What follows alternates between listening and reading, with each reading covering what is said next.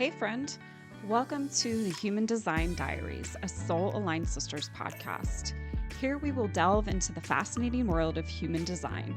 In this series, we'll cover the basics, dive deep into the gates and channels, and share plenty of laughs and magic. Join us as we explore how human design can guide you to live a more soul aligned life. Get ready for insightful conversations full of practical tips and insights to help you on your journey. Let's explore. Hey, Jill. Hey Becky, what's up? Not much. Welcome back to the Human Design Diaries. Today, we are going to be discussing human design profiles, which for me is one of the most interesting or insightful areas of human design because it really touches on, when people are discovering human design, typically they're doing it via the woo-woo route. And hmm so for me, like when I found out that human design could offer me some information on like my purpose in hmm life and like what role I'm supposed to be playing in community and in the world generally. I just love it. So I'm excited to learn more from you today, Jill. Me too. I'm excited to share it. I really think that this aspect of human design profiles is a really powerful and insightful part of the system. And you're right. A lot of people are wanting to understand purpose. They're wanting to know, what am I doing here? What am I supposed to be doing? Is there something I feel a sense like I'm supposed to be doing something, but I don't know what it is. Help me understand that. And the spoiler alert about profile is, although we talk about it in terms of soul purpose and life purpose, it really is just your personality traits and characteristics. In human design, purpose is really about being who you came to be. It's about being the fullest expression of who you are in the world. It's about honoring every, gift or talent that you have to offer. And it isn't necessarily tied to a specific type of work or a specific role in a community. It's showing up for you wherever you are. So I think that the idea of profile provides us with a new perspective on purpose that allows us to sense that actually we are in our purpose when we are just doing our thing and being who we came here to be. So that's like the spoiler alert on on purpose. But let's talk about profile. So profile is in your chart. It's the two numbers. So it would be like a 1-3 or a 6-2 or a 4-6. It's under profile. So the first number in the profile is known as the soul purpose. This is a more conscious energy. Although I will say, like, the second number is conscious as well, even though we talk about it as being more veiled. But I think people have a tendency to really see that first number in themselves. They can see the patterns of behavior and the characteristics that are at play with that number. The second number is the life purpose. We call it life purpose. We say it's a little bit more veiled, but again, I think that it's something that when you describe it to people, they do tend to resonate with the information or are able to see themselves in it. So these two things kind of work together. They're at play all the time. There can be kind of like push-pull energy sometimes between the numbers, but there's 6 total lines. And again, you have, two numbers in your design, and they are really just kind of like, how do you show up in the world? Like, what's the gift that you are here to share with the world? So if you're ready, we can just walk through 1 through 6. Yeah, I'm ready. So it's soul purpose, life purpose. Yes, So exactly. first number is soul hmm purpose. Second hmm number, life purpose. You guys You got got that? it. You Okay. got it. You're on it. Yes, correct. Okay. Okay, so let's start with line 1. We'll just go 1 through 6. So lines 1 through 3 are what we would call like intrapersonal. They're more internal, they're more about you and your own growth. Lines 4 through 6 are transpersonal, they're more relationship oriented. So just kind of keep that in mind as we move through.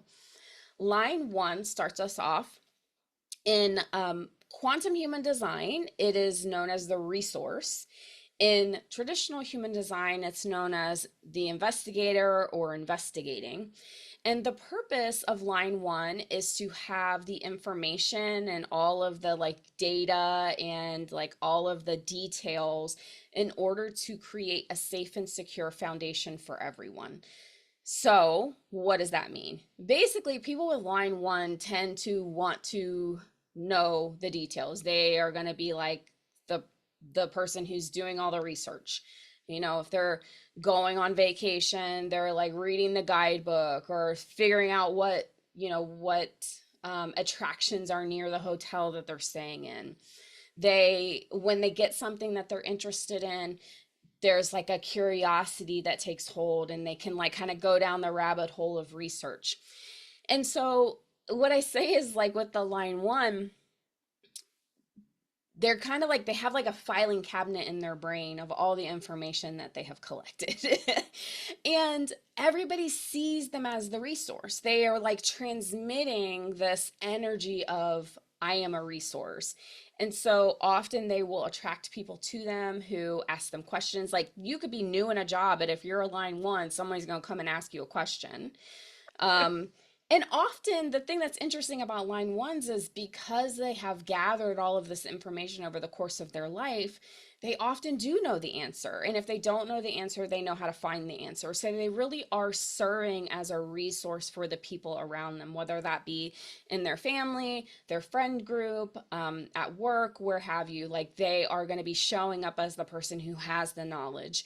They're going to feel really grounded in the details. So an abrupt change or, something kind of spontaneous might feel a little bit hard for them. Like it might like be a little bit activating or triggering because knowing what they're getting into feels like secure for them. And if Yeah. they don't know what they're getting into, then they can feel a little bit unmoored or like their foundation is a little bit rocky. So that's the line 1, the resource. So next up is line 2. Line 2 is known as the responder in quantum human design or the hermit in traditional human design. I have a line 2 as my life purpose. I'm a 6/2 profile, and I definitely resonate with hermit. So it is the kind of has like the characteristics of really needing time alone to sort of discharge energy.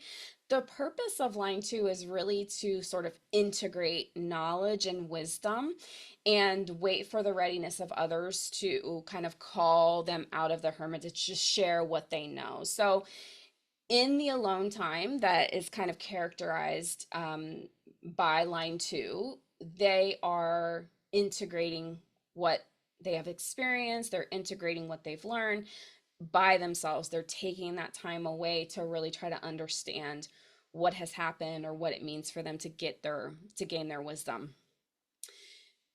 When it's time for them to come out of their hermitage, they will be called out by somebody. It's like a energetic sort of transponder sends a signal out that integration is complete. Come find me now.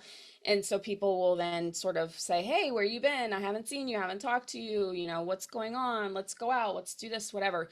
So there's sort of a natural process where you kind of go it alone for a little while and then somebody like pulls you out of there when the integration is done.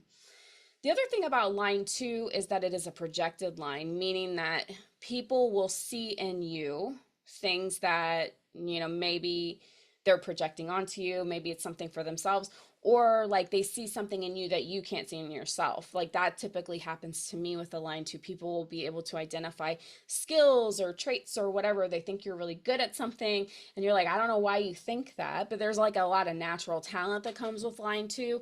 So even if you're like, I don't understand what you see in me, you probably can like do the thing that they're thinking that you can do. So yeah, that's line 2. And I love my hermitage, I'll say that. Goes nicely with your Cancer sun. Oh, So does, yes. Okay, so line three is next, and line three is known as the explorer in quantum human design or the martyr in traditional human design. And this is a good example of the difference in the language Yeah. of quantum human design versus traditional human design. So, quantum human design is designed to be more uplifting in terms of the language. So, you have the explorer, whereas traditional human design is designed to be like kind of like shock you awake, a little bit more shocking, like a little bit like more like shake you out of your slumber. So, we would call line three then the martyr. So, you can see the difference of the energy there. The purpose of line three is to explore and experiment all of the possibilities that are out there in the world, and then to share, turn around and share that experience with others to protect and serve them. So I think, sometimes when I think about this, I do see the martyr aspect of it, meaning that, the line three is very experimental and experiential. It wants to learn by doing. It wants to try the new thing out. It wants to be the one. And this is where the martyr comes in that says, oh, nobody's done this before. Well, I'll try it. I'll see what happens. Like maybe, maybe it'll be bad, maybe it'll be good, but hopefully I live to tell the tale and then I can share with you what has happened. So there's a lot of trial and error that's involved with this line.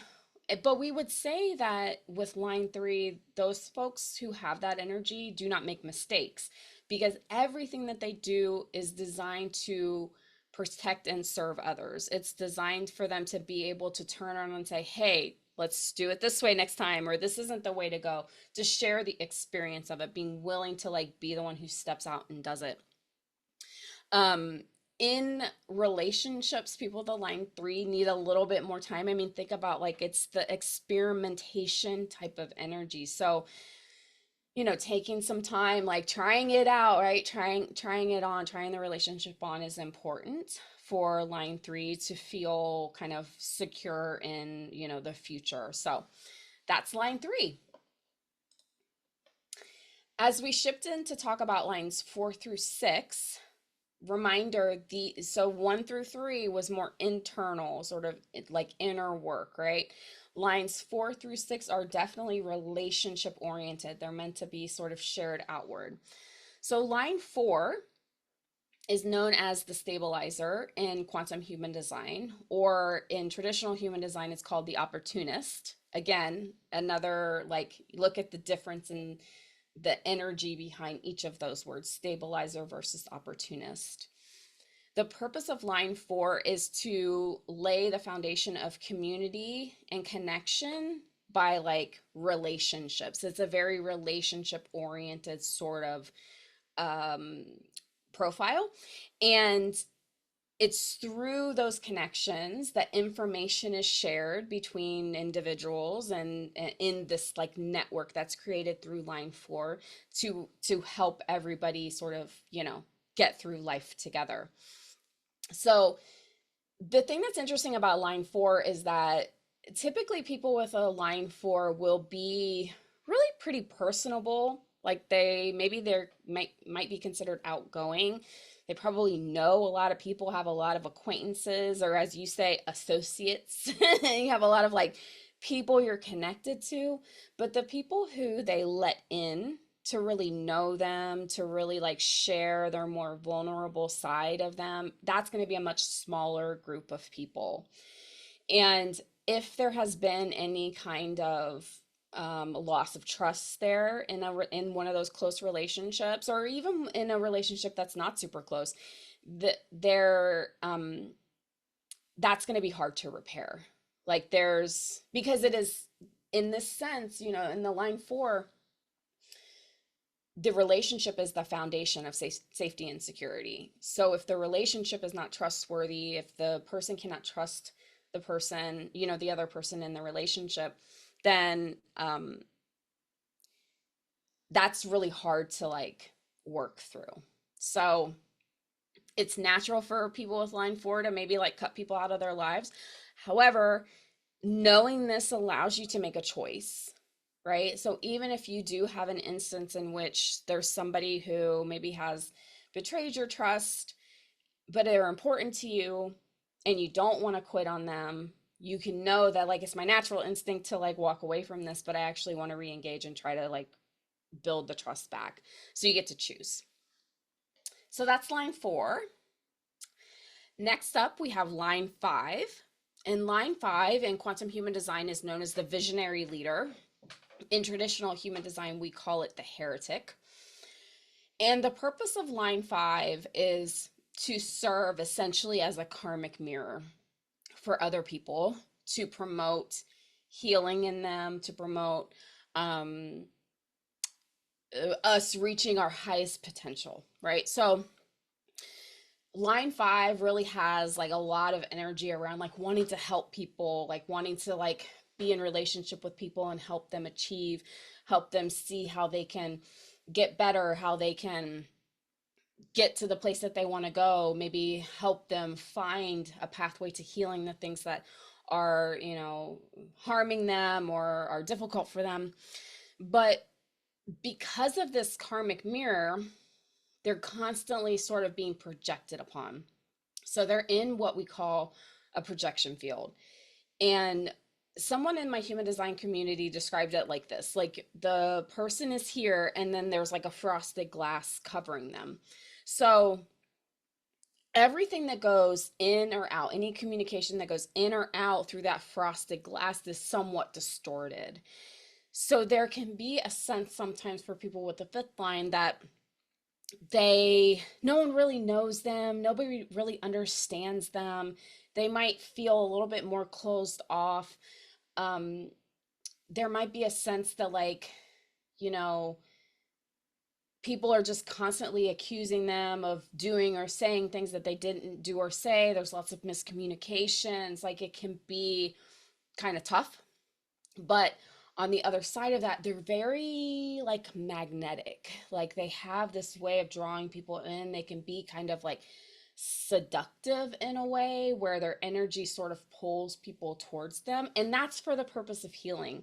So people with a fifth line, while it can be kind of a difficult experience and there can be a lot of miscommunications that take place, they're really like through their relationships serving everyone. And so it's important for them to know about this fifth line so that they can see like, is like, I'm not crazy here. I didn't say the thing that you thought I said.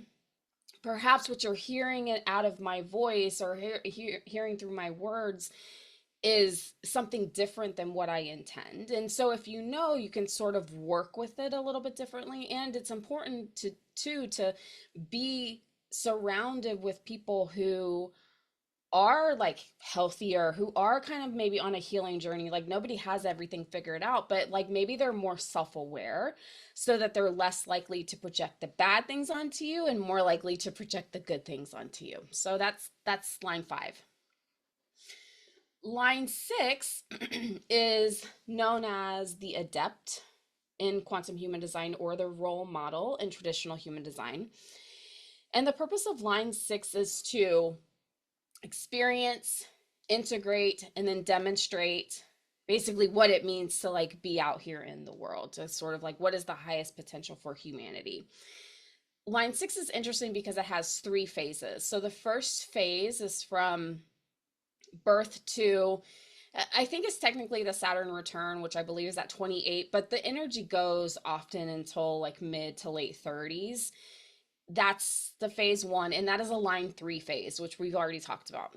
So this is very experimental and experiential. You're trying all the ways, you're making all the mistakes, you're learning what works, what doesn't work. And then you move into phase 2, usually like close to your 40s. And phase 2 is when you're on the roof. And being on the roof is a time when you, as a sixth line, start to pull your energy back a little bit. You are less out there, trying fewer things, more sort of reserved, a little bit quieter. You're really integrating everything that has happened in the first part of your life. You're trying to kind of make sense of like, how does everything fit together? What does it mean for me?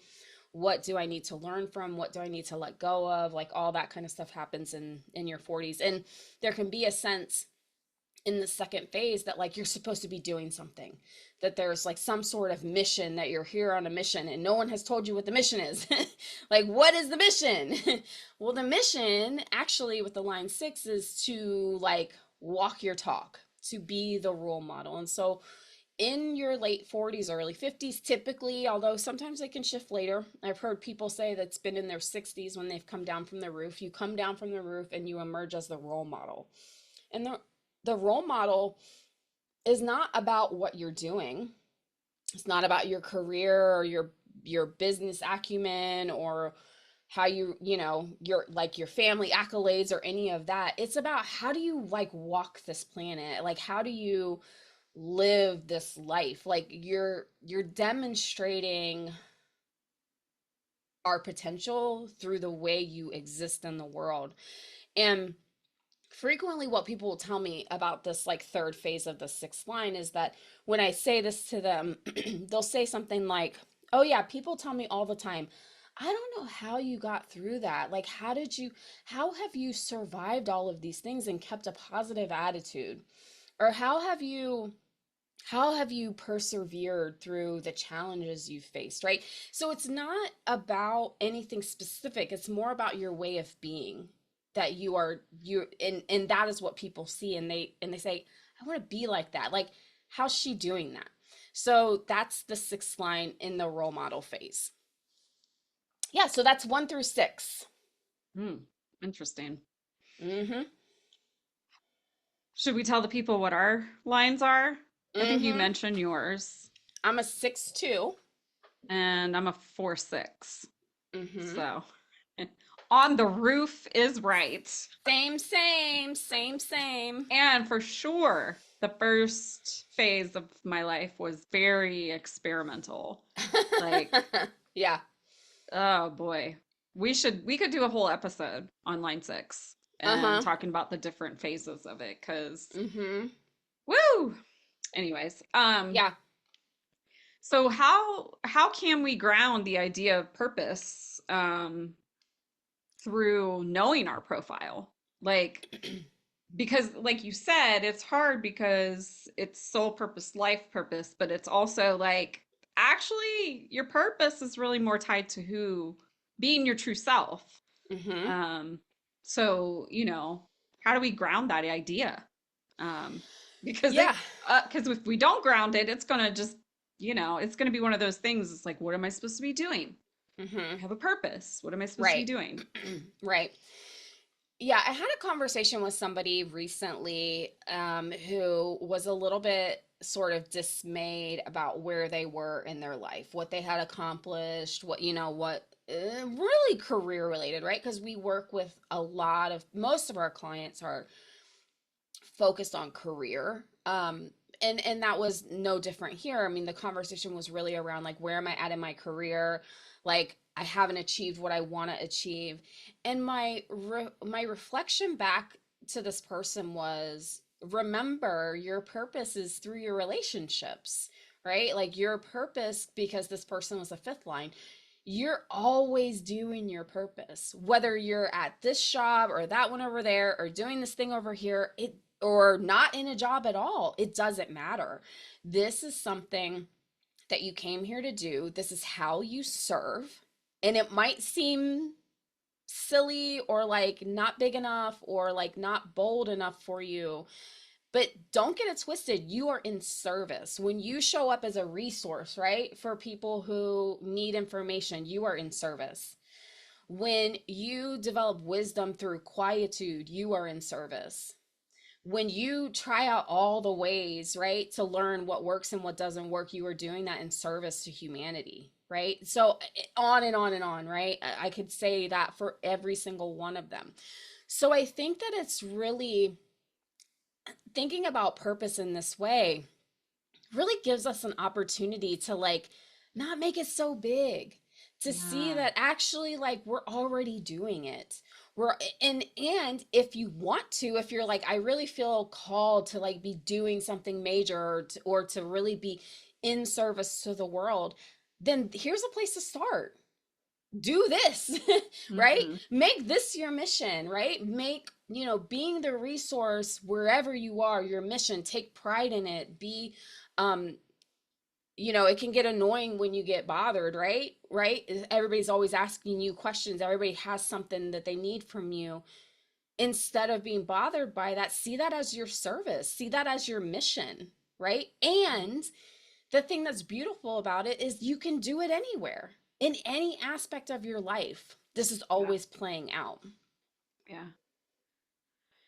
Well, so if it's more of a, it's not necessarily like some big capital P purpose. Um, what about using our profiles to understand ourselves a bit better and sort of like know what are our gifts and our talents? Hmm. Um, I like if yeah, somebody I were to ask me like what my gifts and talents are, I don't know if I would have a good answer. hmm If I didn't know what my profile is, hmm you know, like I use me as an example, a 4-6. How yeah. would you tell that person, like, use this profile to understand your gifts and talents? Yeah, so if you came to me and you're like, Jill, what, I feel like I should be doing something. My line 6 is telling me I'm supposed to be doing something. What am I supposed to be doing? How do I get into that groove? Then I could look at your line 4 and say, how are you creating relationships? Are you going out and meeting new people? How are you spreading information through your network of like collaborators or people that you know? How are you leveraging your ability to connect with people and to make those like community connections in a way that is in service to either you and what you want to be doing or to the world generally or to your community or what have you? How can you put more of a focus on building relationships and creating connections so that maybe somebody over here who needs something but doesn't have the connection can connect through you to this person over here, right? Who you're connected to. You're like the center of the spoke. So, or center of the wheel. So, that's what I would say. It's like, what relationships are you building and how can you make that a central part of your day to day, what you're doing? How can you make that part of what you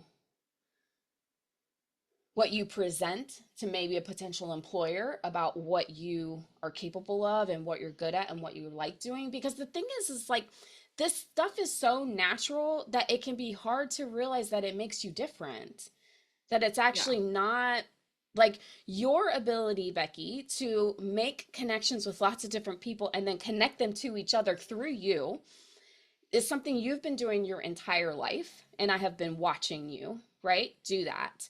And it might come so natural to you that you don't think of anything of it. This is just what you do. But this is Yeah. not natural for most people.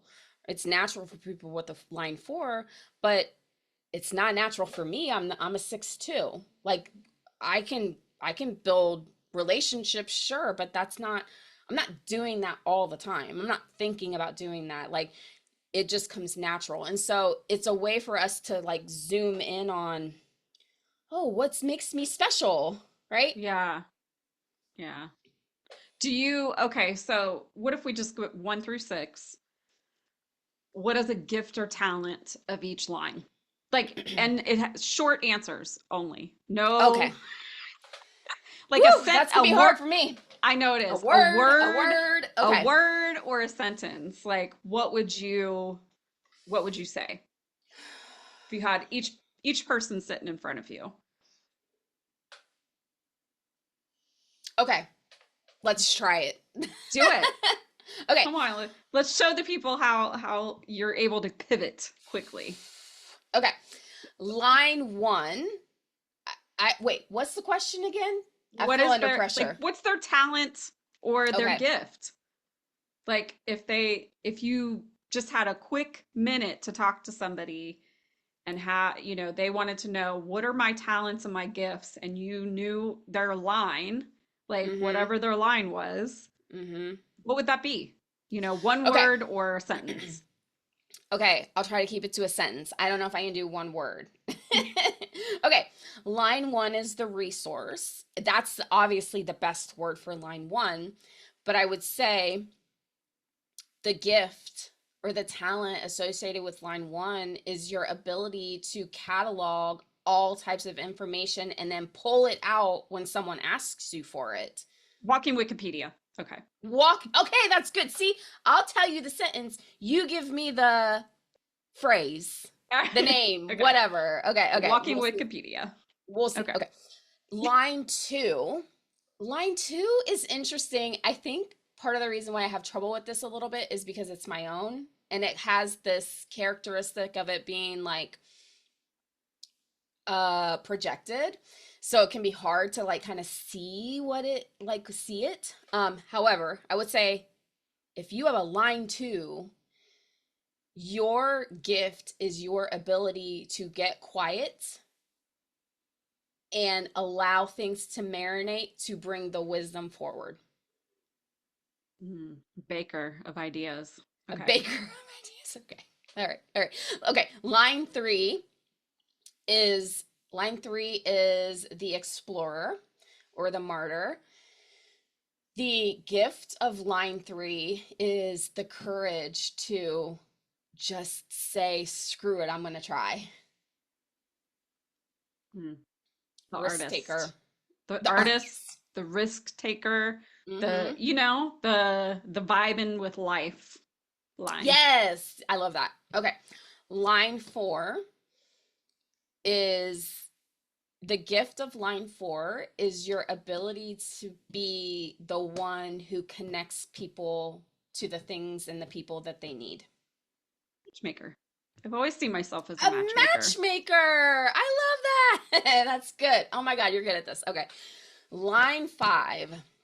Let me think about this one for a second. Projected one, right? Yes, this is a yep, this is a projected line. This is the karmic mirror.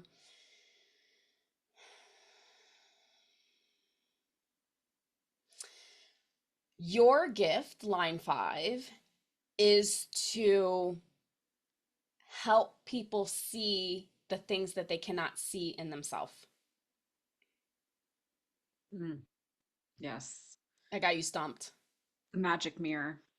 Ooh, that's good. That Yeah. one's good. I like that better than karmic mirror. All I could see was like Snow White and Oh yeah. yep, Mm-hmm. okay. Magic mirror. Okay, line six. Your gift, line six, is to walk your talk and show us how do we do this thing called life. Hmm. Yeah. The visionary leader. Did Wait a second. I steal that from That's you? that's line five. The visionary leader is the quantum human design name for line five. Shut up. Yeah, it is. Did I say that? I think I said You it. mean she didn't use magic mirror? Okay. Mm-mm, she Anyways, didn't. No. well then, what does she call six? Because I see six as someone who's The like, oh, fuck it, we ball. That's the energy of that line. I love it. It's known as the adept, Becky. What does that even mean? It's like you're like really good I at know stuff. my shit. Yeah, I know what it means, but it's like Oh, about what right. though? Like, you Life. know? Yeah. How do you get through life? How do you like live on this planet and like keep a I don't know, like get through shit. Whatever the Um, shit is that you get through. yeah, Mhm.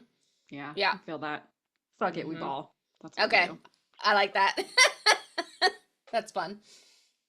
So those are the profiles, y'all. Yeah. Well, this was fun.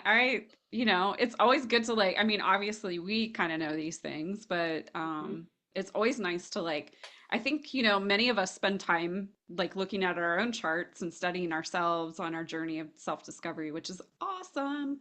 But don't forget, like, look at what other people's charts are or what their placements are and read about them, especially the people like you're working closely with or, in family with or in community with. Like, it's super helpful. It is a portal to compassion. Amen. I love that. Yeah, I highly recommend that, and I think that it gives you the ability to know what you need, to be able to voice what you need in your relationships and your work situation, whatever it is, and also understand other people a little bit better and a little bit differently than maybe what you think it is, which I think creates an opening for a new type of relationship that is more supportive for anyone involved there. Yeah. Yep. Absolutely. Well, this was fun. Thanks for spending Hmm. this afternoon with me, Jill. Yes, Appreciate it. thank you, Becky. Thank you for walking us through all this stuff. I appreciate your prompts and questions and your hilarious monikers. All right, and we'll see you guys in the next one. Deuces. Thanks again for joining us on this episode of Human Design Diaries. We hope that you love this episode as much as we did. Please take whatever resonates with you and leave the rest.